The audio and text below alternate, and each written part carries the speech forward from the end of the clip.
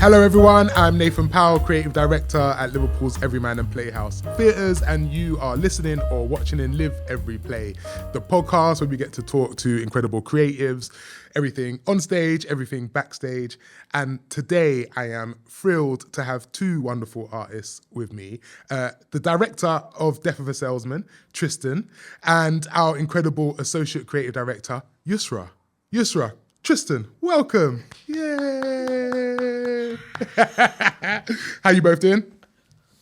I am glistening. Glistening. Yeah. Wow, beautiful. Yusra, how you doing? Well, if he's glistening, I'm glazed. Come on, Donut. Come on, kids. Come on. Come on. Come on, kids. And thank you for sitting down and having this chat with us. And this is just some space for us to talk about Death of the Salesman, obviously, but also to talk a little bit about you as an artist, as a director, as a maker, and how you've ended up here now making this show. How did you get into theatre, Tristan? Sorry, I breathe like that because it feels like such a long story. We've got time. So basically, my original love that many people know about is that I wanted to be a video game designer. That's what I wanted. And I also used to stalk this taekwondo club because I was doing karate and I was like, I wonder what taekwondo's doing. I stalked it so much that there was a man, the sensei there, he gave me like these forms, and the forms were for this drama, like theatre drama thing. They were like, I don't know, maybe you might be interested in this. I said, okay. I'd done a bit of drama at school. I loved it, but I never thought of it as a career. But I thought, okay, might be something fun to do in the summertime. Also, I was in a period where it was like, let me come out of my shell a little bit. My mum was also really about that. And so I said, all right, let me look at this thing. And it was a summer school for kids in this theatre called the Oval House. And so then I did that summer school where we were doing The Labyrinth. You know the movie The Labyrinth? Yeah. David Bowie. I was David Bowie. Did you have a ginger wig? Yes! No, it wasn't. Do you know what it was? It was tassels. It was cloth tassels that were purple and red. But I promise you, they look good at the time. They look really good at the time. And the thing is, though, when I was doing it, I loved the acting. Yeah. But I was so invested in the whole thing. I was coming up with like ideas for music that we could do, even not knowing that they'd written the music already. Coming up with ideas for music, coming up with ideas for other people's costumes. Like, oh, what if we did this based upon this and this and this? And that really sparked me in terms of, oh, I actually really like this thing.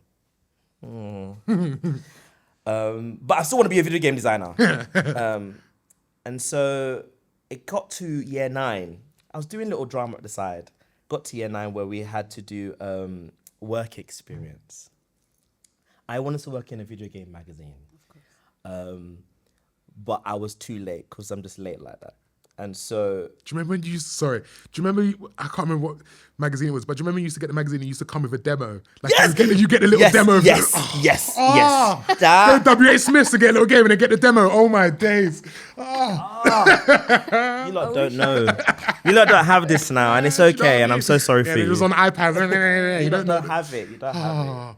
Sorry, go on. No, don't be sorry. That was a wonderful memory. I wish I could join in the feeling, but I'm glad you had it. Thanks. So I was going to work in this magazine called IGN. If you're from the gaming community, you know about IGN. But they had no slots left. So there was an option where I better find something else to do, or I end up working at the school. Yeah. Do you understand? I said, what a disgusting thing. There was no way I was going to work at the school. So I had to find something else I was interested in. I was like, okay, let me look at this drama thing. I'll do it on the side. Might as well have a look at this. There was this charity called Dream Arts that was still accepting people. And so I was like, okay, let me do work experience at this Dream Arts youth theatre charity. I adored every second of it. Wow. And it was at the end of that, it was a real like moment of like, it's not a midlife crisis because it's really not. I was nowhere near midlife. But it was like, you know when your brain goes, Oh. An epiphany of sorts. Yes. Yeah, a realization. I was like, this is what I want to do. I've always been a storyteller. I've always enjoyed the telling of stories and character, but this is what I want to do. And then it kind of started from there. I went into doing uni. I did drama and English. I did at college as well. Kept up with Oval House, RIP, but it's now Brixton House. Still now Brixton House. And I guess that's where my journey began. Yeah. And what was your first gig as a director? My first, it would actually be it was Little Baby Jesus. So I won the JMK. That was your first? Oh my God. So there's a story to this. Okay, all right. Not the first iteration of it. No, not the first iteration, but I watched the very, very, very first iteration. Yes, the Rinze Rinze. knows this. I watched it when it was a scratch upstairs. And I was in love with it because it was the first piece of work where, it was people like me, but it also sounded like my head. And it taught me to look at my peers at school differently. And I was like, if a piece of theatre can do that, that is what I want to make. Yeah. So I've been in love with that play for a very long time. I did this course called Stone Crabs, Young Directors. Yeah. And I got to do like a scratch of the show because I applied with it. So that was my first directing gig. Yeah. The reason why it's like weird because obviously I then did the JMK. Yes. And I saw that the play was on the list. When I saw the play was on the list, I said... And explain to people what JMK is. So JMK, the James Mingus Kitchen Award, is for directors under the age of 25, and they all get an opportunity to direct a full-scale production. And the special thing about the award that I won at the time was that it was the first time it was done at a theatre called the Orange Tree, and it was the first time that you could do, like, when I say a full run, it was like 4 weeks. Yeah. Before it used to be like 2 weeks at the Young Vic, but it was like 4-week run. I think I main applied for the stage. same year. Not bitter, nothing. Do you know what I mean? But I think I... Was that the... It touched I'm his glad we can finally talk about this. knee. Yeah, because it was the first time they were doing it on Orange Tree. Yeah. Exactly. Yeah. And when I saw that play on the list, after I'd already done it, like as a scratch, I was like, there was no way. Like, you know when stuff like that, again, another epiphany where I was like, God, you're telling me to do this. Yeah. You're telling me to do this. No matter what, you're telling me to go ham at it. And I went and I got it. And how was that? Do you remember what it was like for the first time having full resources behind you making a piece of work at a theatre? It is one of my greatest achievements as an artist, hands down. That feeling of I finally get to do the play that changed my life in the way that I've always wanted to do it, with the people I've always wanted to do it with, for a professional run. And I get to, more than like the professional bit and like, big show, it was more like I finally get to give young people the experience I had when I first watched it. Yeah. That was more than anything. Yeah. The fact that I could see school children in their school uniforms come to watch a play about school children, and I said, there's nothing like it. It's a magic moment, isn't it? Yeah. Do you have a moment, Yusra, when you were like, I need to tell stories, like this has to be what I do as my career? I've had several moments, I think, throughout my life, because I was not on the trajectory to be in the arts because I didn't know it existed. And immigrant cultures get a good job, elevate, survival, right? What did you do before? Criminology and sociology and a lot of youth politics and a lot of sort of Well, how did it? going around the Whole world different life debating. Oh. I might not have told you, might have just felt it off me, I don't know.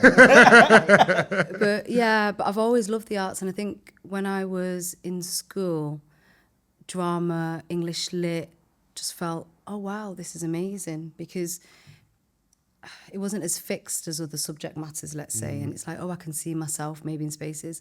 And I remember actually when there was times that kids in school used to go to theatre trips. I went to the studio when studios were opened in our theatres of the Royal Exchange, and I remember seeing the studio play, and I think it was called like Big Baby, and I was like 14 or 16. And then I just remember this image of a grown man in a nappy with a dummy and being a baby, and I was like, theatre can be anything. theatre. I thought, wow, this is amazing. And also at the time we had... Because if he was just on the road, he would be arrested, right? well, if he was just And on the in road, theatre, you know you're what I like, mean? this is It's just incredible. but in theatre, you're like, wow. But also there was like, what was it now that we did? We did Shakespeare. We did Shakespeare schools, and we did Pericles, the Prince of Tyre.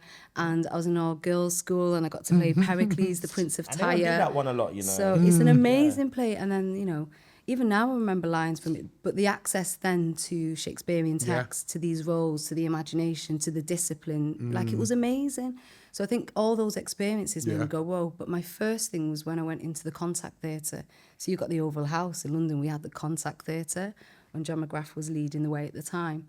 And you'd watch a piece of live theatre, you'd watch another different type of theatre, and then you'd host that evening as your little part-time job, and then you watch something else extraordinary, and all that became what I know now as a fully grown artist, adult person, is how it informed practice. It didn't keep things sterile or stagnant or in one category. You go, I've got all this to play with because I had the privilege of witnessing it. And each time my heart uplifts, right? So I'll see something and some things completely overwhelm me, like, this is totally for me. Some things I'm like, it's not for me, but at the same time, there's a joy, there's a thread of magic in all pieces of theatre, right? So I think just having that playground at Contact was amazing. Then you'd sit next to, like, Lemsey, say, Karina Johnson, and they become your spars and inadvertent mentors. I just used to sit in the cafe bar when I was 19 on one of those big cushions they used to have and just watch the world go by because I loved it. Because you saw people having the opportunity to be like a version of themselves. And that's a true version of themselves, and to have some sort of stake in this society and in this world that we're part of. Like, theatre is amazing. Yeah. Theatre is amazing. So yeah, all these things. So it's not one thing, it's like many things. Yeah. Theatre and education is amazing. Yeah. Specifically. So, because when you're talking about what we used to have and the access we used to have, immediately it's making me think of, oh, wow, it's really being phased out, isn't it? We're going to lose it. But there is, like, you talk about that moment of getting to share with younger people, that thing that you got to experience. The Orange Tree, that same theatre, I don't know if they still do it, but at the time, so I think the year before that show, I did like a Shakespeare show for them. We did Macbeth, and they do this thing, I can't remember what they call it, Shakespeare in schools or something, where they do it at the theatre and then they tour it around to loads of local schools. And I remember we went to a school in South London where I grew up once, and they were doing the show, and it was like, the show was sick, I'm not gonna lie. The show was sick. And we were Nathan's working like, with... of course. I was like, there. I remember the advertisement for the it show. was a good show. But it was like loads of music in it, and we were working with incredible producer and DJ Conrad Kira, who was doing the music for it, and he was in the show. If you know about Conrad, Man's got his gun out. if you know about Conrad, sorry.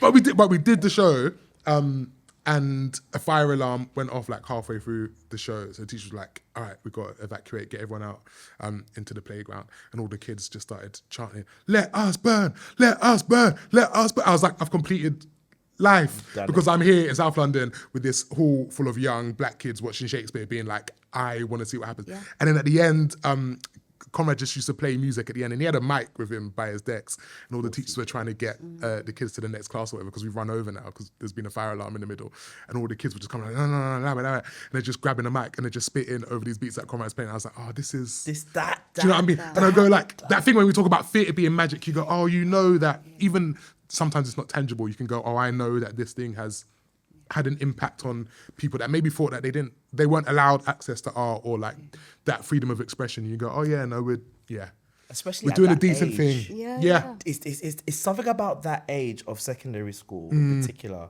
and seeing theatre, especially theatre that wants to speak to you and that you can learn from. There's something so powerful about that space. Yeah, and what I'm hearing and what we're all saying is that for me personally, it's a testament to the fact that it's a human right. Yes. And it's a human need as well.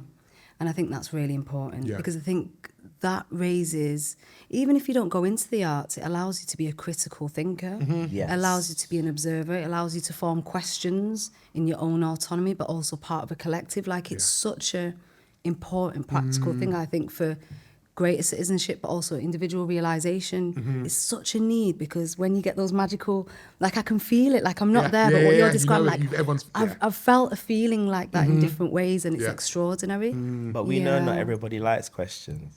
Oh, but this is why it's not accessible to everyone now. Exactly. Certain people don't want to be questioned. Exactly. I was gonna say, as you said, questions. I said, who likes but that? if there was a political coup, I always say who are the first people to be taken out? It's the academics, the intellects, and the artists. The Stay first safe, ones to everybody. go. So stay safe out there. But just since then, you've gone on to do loads of incredible things. Like, how have you been conscious about the way that your career has progressed and the type of work that you have wanted to make and the buildings that you wanted to make that work in? Yes, I've been very conscious, and I'm conscious in that I continuously question who I want to be and what I'm making, and I'm very intentional about what I make. I'm gonna say it straight up so that it's on record, and if you want to come and fight me for it, and if you want to come and remind me that I said this, please feel free. So I don't let this go. I'm about Black imaginations. I'm about Black people, and I'm about centering a Black imagination. Doesn't mean that it excludes everybody. It simply means I want to center that imagination because it doesn't get that space. And when we do center that imagination, how does that influence our lens on the world? Our lens on our reality that we're in. That is who I am, and that is the work I have always wanted to make. Yeah. Yeah. Do you know what? It's so interesting you saying that you wanted to be a video game designer. I'm like, oh, it makes so much sense. And like thinking about the way that you approach work and the way that you think about futurism and like all of these worlds and how you're building these worlds. I'm like, oh yeah, like it makes complete sense that this is a kid that wanted to be a designer And of video games and now has specifically- grown up into this artist that's making this type of work. And specifically, are you a video gamer? Yeah. Are you a fighting game fan? I was like, when I was younger, I was like Tekken, Soul Calibur. Tekken, Yes! yeah, Tekken. Yeah. But recent, like as a grown up now. But when I was now? do you know what? It's sad because I've got 3 young kids. So when I play games, I pick it up for like 15 minutes. Has And to be Abe's someone World calls or my something. name and then I gotta go. But I'll tell you, it's like I've always been a FIFA player. I love football, Okay. so I've always played FIFA. And lately I've been playing the new James Bond game. Oh. And because of the kids, I've got a PlayStation, so I play Astrobot. That's like it's like an old school platformer. I love an old school fun, platformer. like Rayman type of like I love it's that sort of game. So it's like good fun, and the kids like it. The reason why I asked you is because what I recognized about video games and what I was really into is the thing about fighting games. I was a neek. We don't say that word anymore, and I love it. I was a neek. Claim it. And I love being a neek. And the thing Break about down the meaning of neek for those that So- don't know what a neek means. I think this is important. there's a whole skit about this, but I'm gonna give you my definition. So apparently, a neek is a cross between a geek and a nerd.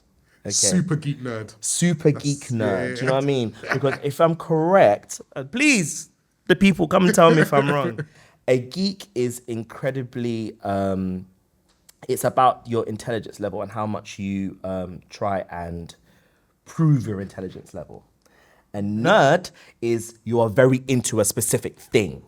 Does that make sense? A geek is, I can prove to you or I can tell you what this is. A nerd is, I just like this thing. And a neek is a lovely cross between the two. Where it's like, I am very proud that I know this one thing.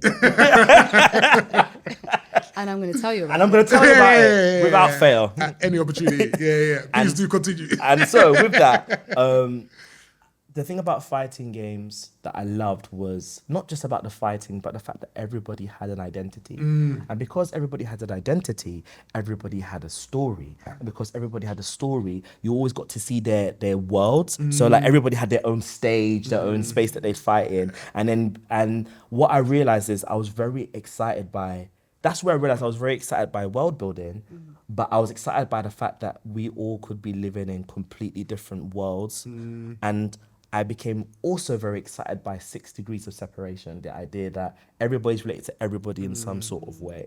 And I guess those sort of ideas have somehow melded into the work I create. And so my question was just like, as a gamer, has that melded into the work you create. And do you game? No, I can't say I'm into it as much as you guys. Tom. You're not a neat. And I'm a neek in other subjects, but I'm not a neek in a video. But Tekken, I understand. Abe's World, Rayman, all them like 90s, Sega, Mega Drive, because I grew up in the 90s with the brothers.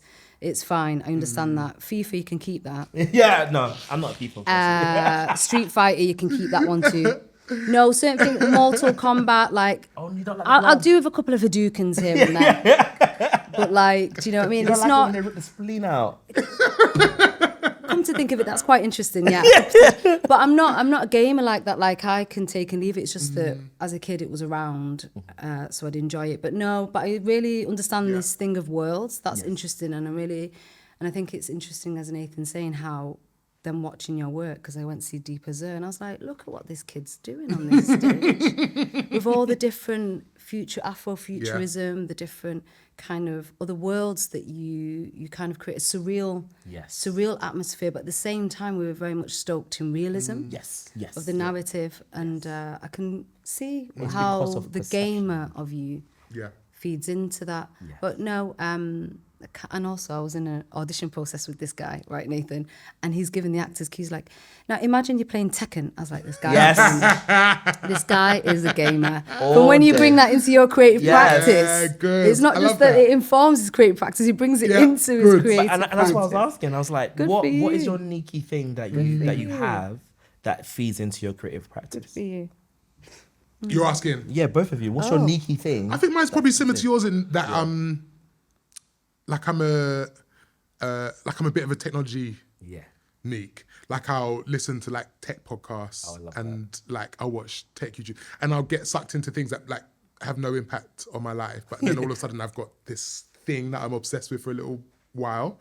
Like I went through a phase of being really obsessed with mobile phone technologies, and like I'm just watching those videos about mobile phone technology and learning about these new chipsets that are coming out and all the rest of it. And I think there's something about that like interrogation of one thing and sticking to one topic and like wanting to know everything about that one thing, which then opens up so much more. That I think I probably take into my process a little bit.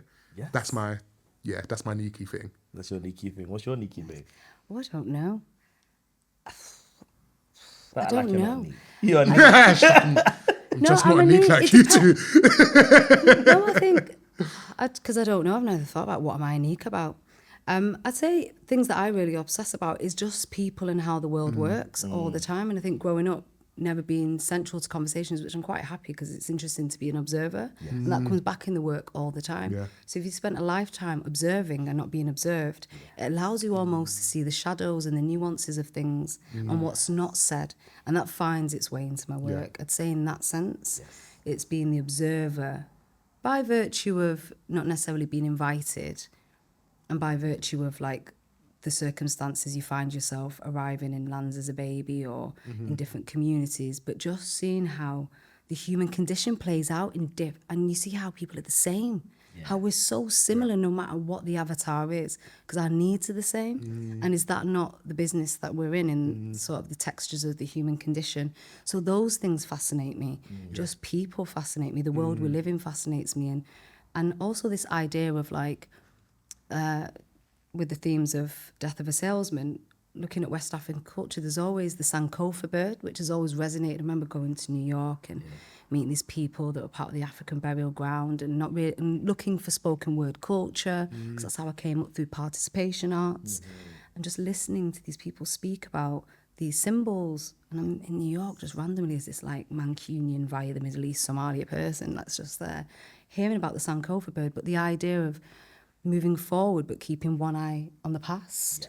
So I think there's kind of philosophies and understanding, like esoteric and spiritual understanding of things, as well as practical societal structures that just by, I don't know how I'm made or by virtue of the world I've had to interrogate these things to just try and understand them, because it's just come at me.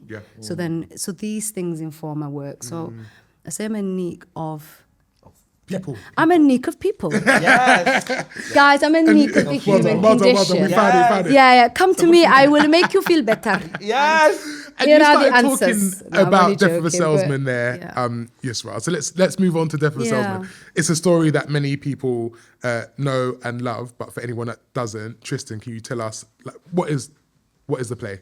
What's the story? The play is about a man, a father specifically, and the mental, and I always say the spiritual turmoil he's in because he feels like he hasn't succeeded in life.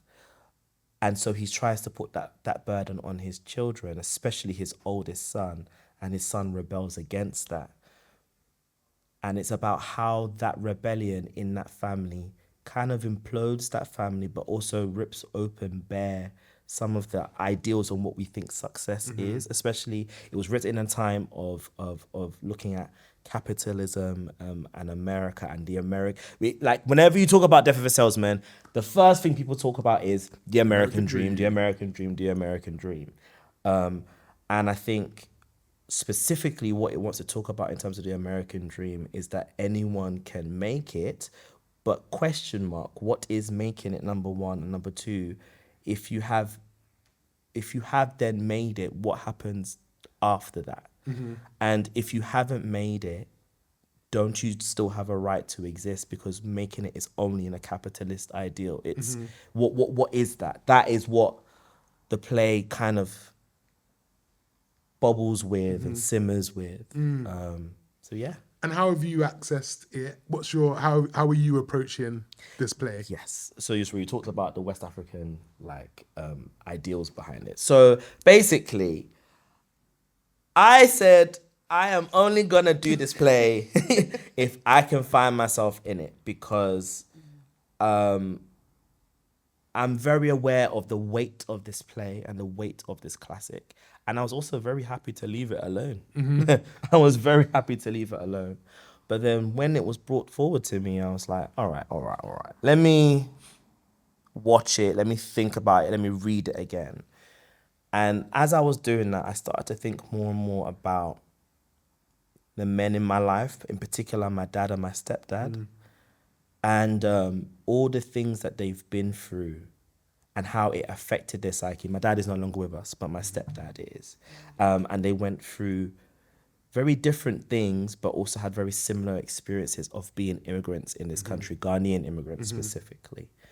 And what ideals they came to this country with, and the hope that they had for this country to accept them, and what happens when they didn't, and what happens when they came with all this education, all this mind, this body, this spirit, and it's not enough to succeed here, but they were told that they could. Made me think of Willy Loman immediately, and made me research more into the fact that, okay, Willy Loman is speculated. It never was completely confirmed by Arthur Miller, but speculated to be of Jewish descent. And so he has an understanding of the immigrant's experience. And then that immediately made me go, okay, so if I was to see him as an immigrant, and I think of my dads as immigrants in this country, now I have my in. Because my in is understanding that this dream, this American dream that we talk about success, is a dream that is force-fed to immigrants about the West. Yeah. And then when I got that, I was like, all right, cool.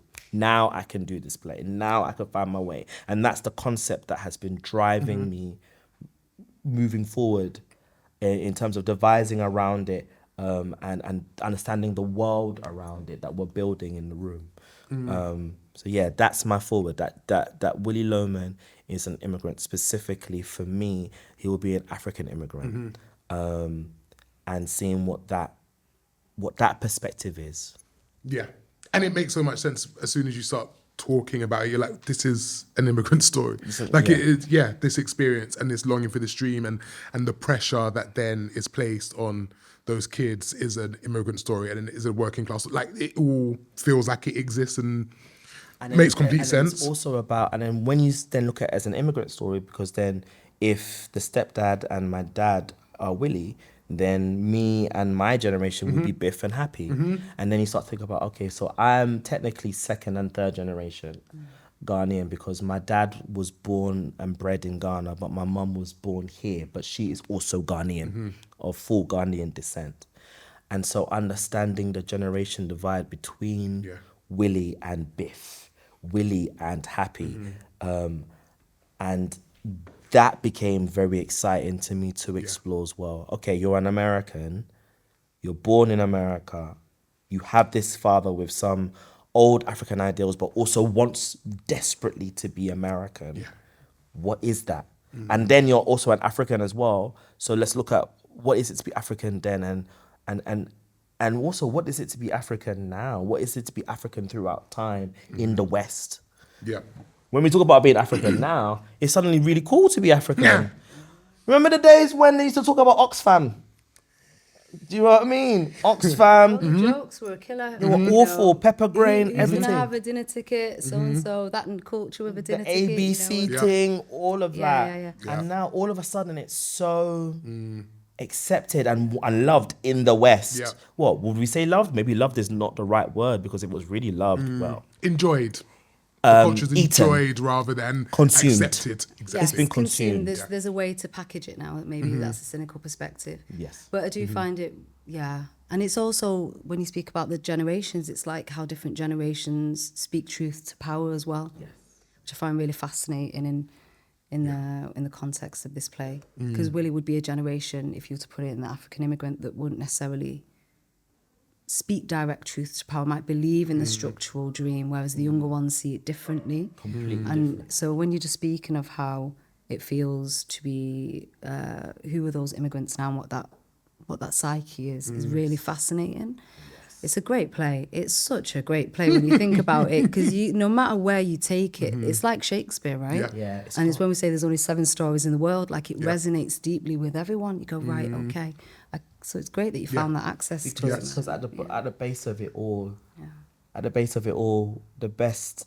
Well, I don't like saying the best stories for everyone because I feel like I am very individual and I brought a mindset, and so I'd say the best stories for me are the ones where humanity is at its heart. So when you're talking about, my work still has a grounding in realism, and I'm like you, where I have a grounding in really caring about humanity and caring about humans. And I think at the base of this story, it's a father that desperately loves his son, but is of a different time, and a son and a wife, Linda, and his wife, who desperately loves her husband, desperately loves their father, but time has pulled them apart. Yeah. And where are you at in the process now? What's happening at the Well, moment? we're about to finish casting, isn't it? Exciting. We're going to finish casting at the end of this week. And I don't know why I purse my lips. I feel like the longer I spend with you, I pick up your facial expressions. I'm like that. 'Cause he's always like, no, do you know what it is? It's because... I'm an empath, so I'm mimicking. I'm like, But do you know what? mirroring. Do you know what you're feeling? You're feeling like the cast that we're about to correct. It's going to be amazing. Oh, It's we're going to both- mess things up, innit? We're going to eat. When I say, I really believe you haven't seen a Death of a Salesman like this before. You haven't seen. And I want to also say, I'm not doing it simply because you haven't seen a Death of a Salesman like this. That's not, that's never the way I enter into something. But rather, I know that because I am centering a Black imagination at the heart of this, an immigrant's imagination at the heart of this, that you have not seen this. Yeah. I'm making it Liverpool's story. That's another thing that you've been saying to people, which Exactly. really, I'm looking at... Tell me more about that. What do you mean? Particularly, in terms of the casting, I was very interested in what Blackness is, because I'm from London. So I'm very interested in what Blackness is outside of London. And one of the things I found really interesting is when you speak to people of mixed heritage, not all the time, but most of the time I've spoken to people of mixed heritage that are from Liverpool, from the North in general, when they will not say that they're mixed, they'll just say that they're Black. And I'm really interested in exploring that within this family, especially Liverpool, and exploring the fact that, okay, you've still got Willie, who is a Black African, but then you've got Linda, who is still white, specifically Irish, thinking about the Irish community in Liverpool and what that means and what is that connection between Black people and Irish people, which is something that's also very topical right now, especially with what's happened in Ireland and the death of that man. There's something in there to be explored. And then And then what does it mean for your children who are mixed black, but also in America, just due to like one drop rule and Jim Crow and all of that, they themselves would not say that I'm just mixed. They would say that they're black, or at least they would be racialized as black. 100%. But then they're also Biff's blackness and Happy's blackness and concept of blackness are two very different ideas. I was talking with my team today, and like how there is a difference between African American and Black American. That African American is very much like an understanding of where you came from in terms of heritage, where Black American is it's its own culture. It's its own culture, and I want to establish blackness in America as that's what it is. That's an origin. We're not going to think about the past, and I find that very interesting between the two people, between the two brothers as well. And I think all of those things, those conversations, can be reflected in Liverpool. And I wanted to it was very important to me that I didn't just do a black play that is very London thought and London centric. No, because what you're saying is like when there's no true one homogenized culture of anything. Yes. There's nuances, there's different arrivals of migrants, and what does that mean? And who was here 20 years ago versus who was here 50 years, who are the ones that were established. So there's a whole conversation of what does it mean to be black and migrant. I think Liverpool's like Cardiff, right? Yes. One of our first multicultural Yes. like cities in Europe actually, and it worked in so many ways, right? Because of the seafaring community and the port. So it really does speak to the British-born black community, which is the British-born black community is quite specific, isn't it? In the regions, in certain port cities, on what does that mean versus if you're not in a port city, if you did arrive because you were displaced by a civil war versus if you were arrived here by invitation, or were you part of the when we still had the colonies? Did you fight did your grandparents fight in the First World War? So people have different arrival points, and I think the Willy Loman is very of this world that you're creating is really fascinating. Actually, Am I correct in saying Liverpool has the oldest black community? Yes, I think so. Don't quote me. And the oldest Chinese community in Europe, I think. Yeah. Oh wow, very interesting. Because it was the world, no? Yes. In terms of the port cities. So it's looking at where the map of the world was, and where were the protectorates and the colonised lands, and then who was working on the ships and who arrived. Because people, had different points of arrival. There's a really great book, actually, called Staying Power. Yes. Have you read it? I've heard of it. Staying Is Power. that Kane or David Olusoba? Steve, no, neither. way before. So it speaks about the British, the Black British presence from the first Roman soldier that took it, and onwards through Elizabethan times, through Victorian times, because there's different ways that people have existed outside of what we think. Yeah. Yes.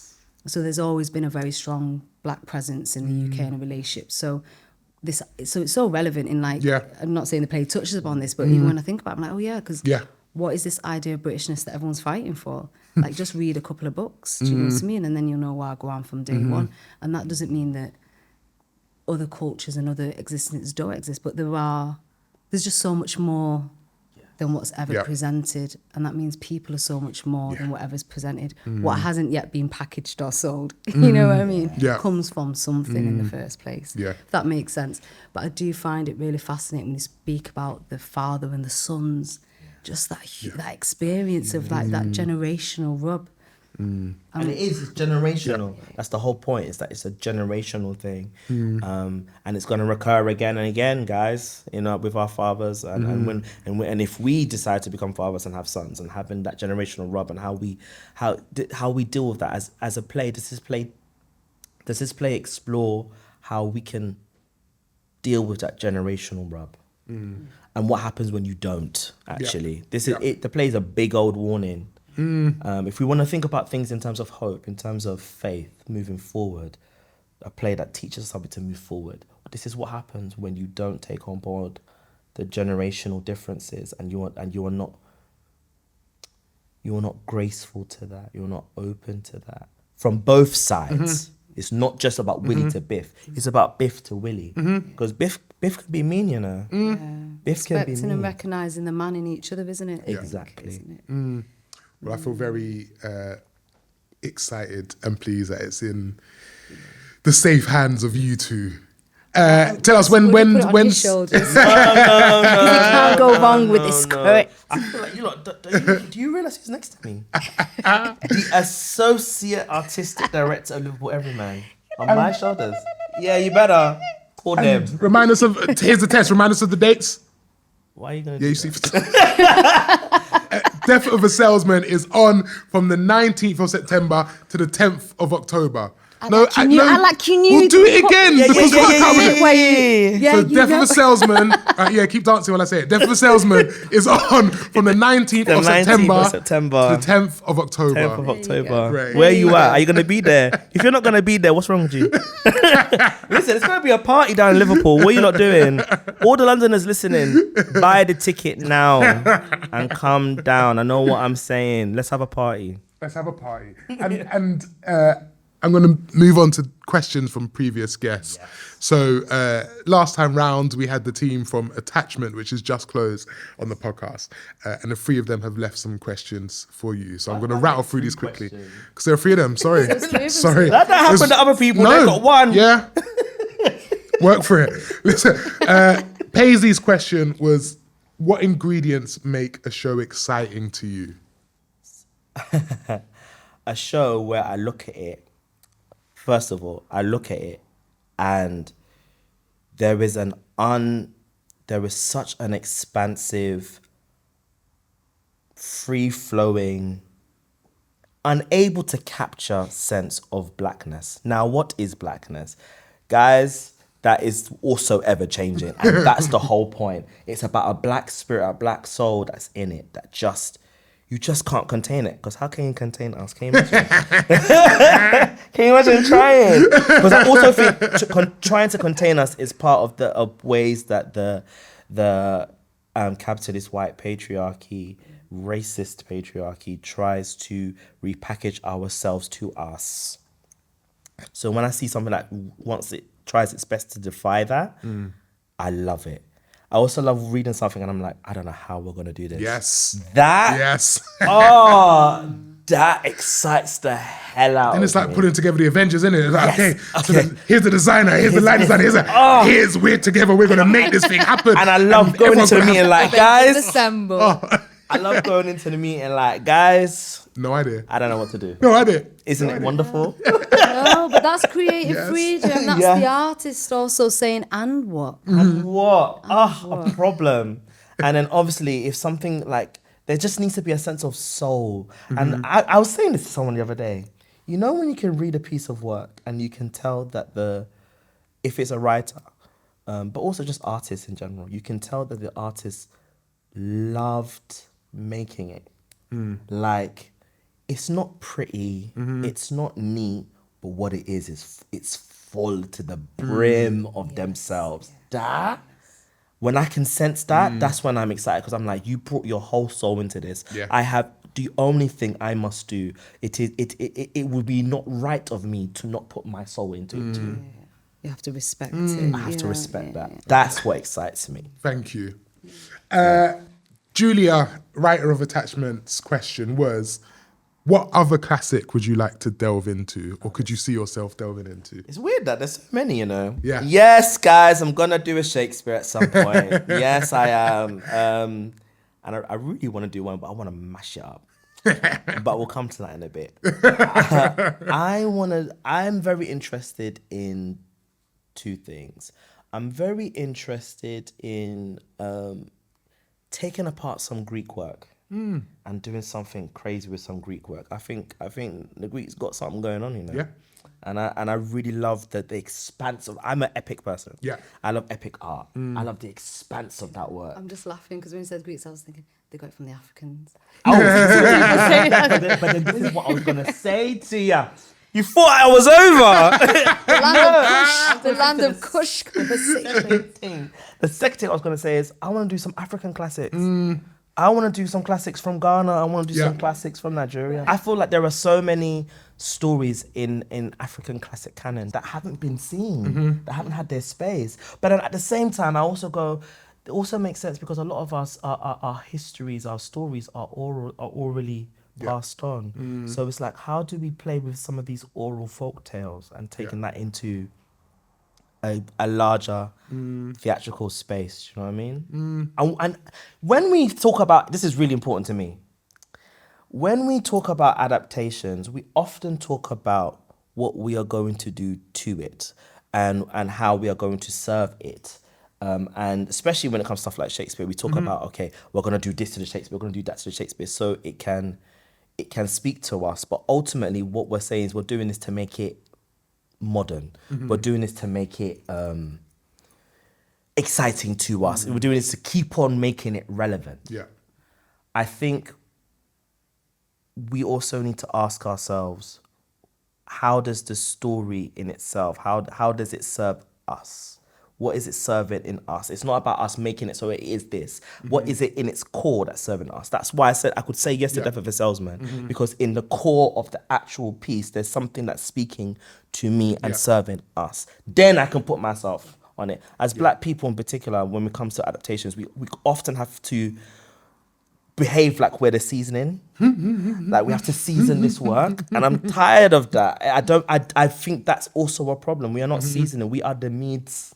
But this is the thing, the stories are, I always say narrative's king, and there's a million ways of skinning a cat, you know. Yes. So and the thing is, Death of a Salesman is a really, really good play.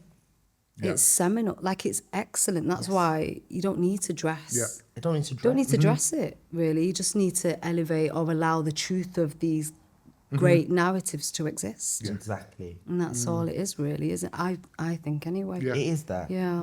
Let's make sure we make work that in its core speaks to us, rather than trying to dress it up so that we can make it speak and make it relevant. It already sings, innit? It's already singing in me. It's just like, you know what? It's already... Do you know what? Let me remix just allow that. it to be tasted and Do you know allow what I people to mean? have access to it, you know. That doesn't belittle the seasoning that just exists anyway. Yeah, Do you know exactly. what I mean? But that's the thing. We are not seasoning. We are not just seasoning. We are meat. Yeah. We are the plate. Because the story is for everyone, yeah, man. For everyone. Final question from Kate, the director of Attachment, which you touched on a little bit already, but why this story now in this city? Well, that was the whole interview, innit? That was the whole interview. I got to sum up the whole interview in a why this story now in the city? Why in the city? Because I wanted to do something that responds to Blackness in this city. That is, and it's also just admittedly very exciting for me to explore Blackness outside of London for a bit, and I like that. Why this story? Because of my stepdad and my dad, and I think I would like to honor them in this story, because I think they deserve space in it. This is about them as it is about anyone else. It's a human story. Yeah. And why now? I'm old enough now. Yeah. Sorry, Yeah, I was just yeah. laughing because you didn't say No, because I had to really think about but that. I don't mean to undermine the No, truth of not it. at Sorry, all. I was just giggling. But it is that I'm old enough now. Yeah. I'm. Should I say my age on here? Go on. Say it. I'm gonna be 32 this year. Don't. I'm not saying. Listen. I'm not saying it like it was a 32, big. Oh, it's over. It's a wrap. It's a wrap. I hope you got your I picture sorted. didn't say. Are you ready for retirement, Tristan? I'm saying. Okay. What's your age got to do with it? 32, no age at all. Do carry on. But I'm saying that because I've had my relationship with my dad and my stepdad, one of which is still continuing, one of which will be now eternal and immortal. And I'm at an age where I can look back at those relationships with, I don't know if it's objectivism, but it's like objectivity, but it's like a grace. That's what it is. Yeah. I'm looking back at this continuing relationship and this now immortal relationship with Grace. I hear you. That's beautiful. Beautiful. Thank you. Yeah. And before we come to a close, Yes. can I ask you for a question to pass on to a future guest of ours about making theatre in general, art? What would you like to know or hear from a future creative? I can't believe this is what's in my head. Go on. Say it out loud. I had Say all it. this time. Yeah. The only thing I want to know is how you gonna make this bang though? Literally, I don't know why that's in my head. How you gonna make this bang though? No, but look them down the camera and say, "Oi, you." Oi, how? How you gonna make this bang though? Nice, thank you. I like it. Tristan, Yusra, thank you so much. This Thanks, has been a beautiful Nathan. conversation. You two are incredible. It's been wonderful. Can't wait for Death of Salesman. 19th of September to the 10th of October at the Everyman Theatre on Hope Street. Thank you very much. Book the tickets. Now stop here. So extra, man. Thank you very much for tuning in to this episode of Live Every Play. Thank you for supporting this podcast. Thank you for supporting our work on the stages. Now's the time for my little cheeky reminder that we are a charity and we really appreciate and rely on the support that you can offer to us. So if you want to donate anything to the wonderful work that we do here on this podcast, the wonderful work that we do on our stages, please head to everymanplayhouse.com and click that little donate button. Thank you very much.